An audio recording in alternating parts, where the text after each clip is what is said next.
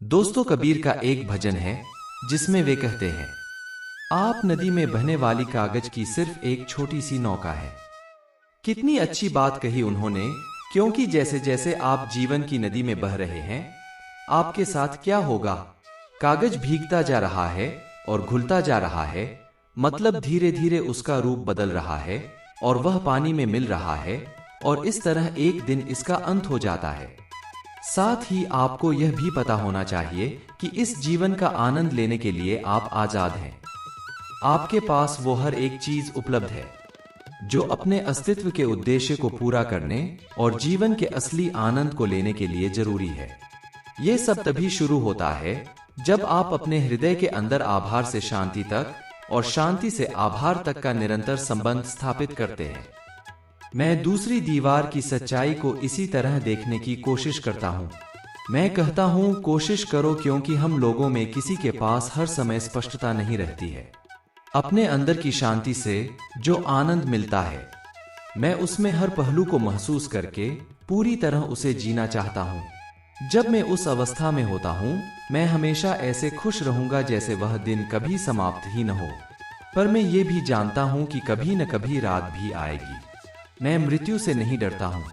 इससे मुझे हर एक पल को अच्छी तरह अनुभव करने की प्रेरणा मिलती है और इसके महत्व का भी पता लगता है। मेरे लिए किसी भी और तरीके से जीना काफी नहीं है।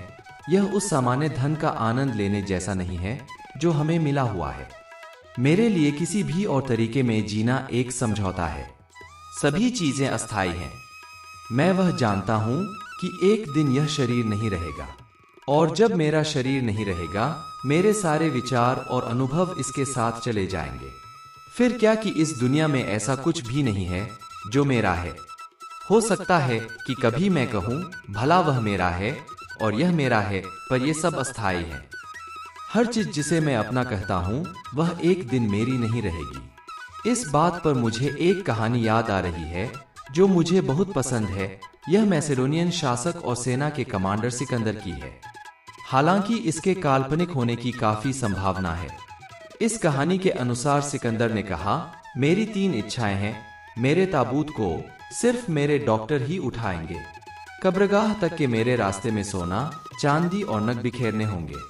मेरे हाथ मेरे ताबूत से बाहर लटकते रहेंगे। वहां उपस्थित उसके सभी मित्र और सलाहकार दुविधा में पड़ गए।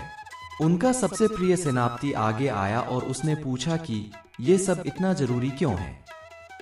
सिकंदर ने कहा, मैं चाहता हूं कि लोग यह जाने कि अंत में डॉक्टर भी कुछ नहीं कर सकते और न ही वे हमें मृत्यु से बचा सकते हैं। मैं चाहता हूं कि लोग यह समझें कि सारा जीवन हम जिस धन को कमाने में लगे रहते हैं, वह कीमती समय की बर्बादी है। और मैं चाहता हूं कि लोग यह जानें कि हम सभी इस दुनिया में खाली हाथ आए थे और खाली हाथ जाएंगे। हाँ, हम सभी को खाली हाथ ही जाना है। और इस जीवन में जो सचमुच मेरा है, वह सिर्फ शांति और आत्मज्ञान है। यही मेरी असलियत है। एक बार यह जीवन चला गया तो सिर्फ लोगों के दिलों में मेरी जो यादें हैं, वे रह जाएंगी। याद करें, जब आप किसी के घर में जाते हैं और आपका समय वहां बहुत अच्छा बीतता है, हो सकता है वहां भोजन और कमरे की सजावट बहुत ही अच्छी रही हो, पर कुछ देर के बाद जब आपका भोजन पच जाता है और आप यह भी भूल जाते हैं कि कमरे की सजावट कैसी थी, तब भी एक चीज आपके पास हमेशा रह जाती है, और वह है वहां आनंद में बिताए हुए पल। आप उसी अनुभव को वहां से ले जाते हैं और वही काफी है। अरबों साल तक मैं और आप कुछ भी नहीं थे।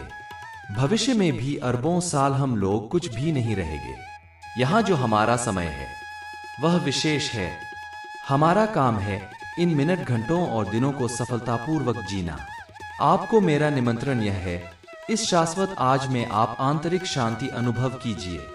आपका जीवन यहाँ सीमित है, पर आपके पास यह अवसर है कि उससे आगे बढ़कर कुछ दिनों के लिए आप उस असीम से जुड़ सकें जो इस अस्तित्व का आनंद है।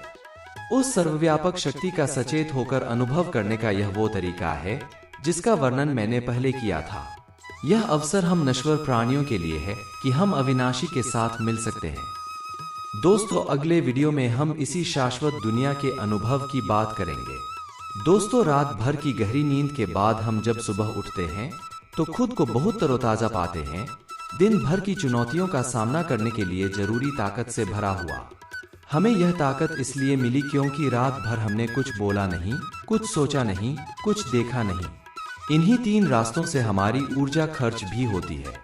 यानी अगर हम दिन में भी कम बोलें, कम देखें और कम सोचें, तो हम स्वतः अपने लिए बहुत जरूरी ऊर्जा बचा सकते हैं, जिसे रचनात्मक कार्यों में लगाकर जीवन को बेहतर बनाया जा सकता है। अगर गहरा जीना है तो हमें मृत्यु के डर से बाहर निकलकर जीना होगा। लेकिन ऐसा करें कैसे? इसे समझें। डर की एक वजह यह है कि हम मृत्यु को बुरा मानते हैं। बचपन से हमारे साथ ऐसा हुआ कि अगर सड़क चलते शव कोई ले जाया जाता दिखे तो हमें रास्ता बदलने और उसकी छाया से भी बचने को कहा गया। हमने यमराज और नरक की यंत्रणाओं को लेकर भयानक कहानियां पढ़ी। हमने कभी यह जाना ही नहीं कि असल में हमारी आसक्ति से ही सारा डर पैदा होता है। अपने शरीर के प्रति, अपने लोगों, घर संपत्ति के प्रति अनासक्ति के जन्म लेते ही मृत्यु से डर की मृत्यु हो जाती है। हमारे साथ सबसे बड़ी समस्या यह है कि हमने अपने दिमाग में अपनी ही एक छवि बनाई हुई है और हम उस छवि के मुताबिक जीवन को जीने की कोशिश करते हैं। यही हमारे ज्यादातर दुखों, टकरावों और संघर्षों की वजह है। अगर हम जैसे हैं उसी रूप में खुद को पूरी तरह स्वीकार कर लें तो खुद को लेकर हमारे सारे प्रतिरोध स्वतः खत्म हो जाएंगे और तब हम सहज ही जीवन को आनंद के साथ जी पाएंगे। यह कर पाने के लिए हमें ध्यान के सहारे की जरूरत पड़ेगी, क्योंकि गहरे ध्यान में उतरने पर ही हम जान पाएंगे कि हम असल में हैं क्या और दिखाना क्या चाह रहे हैं।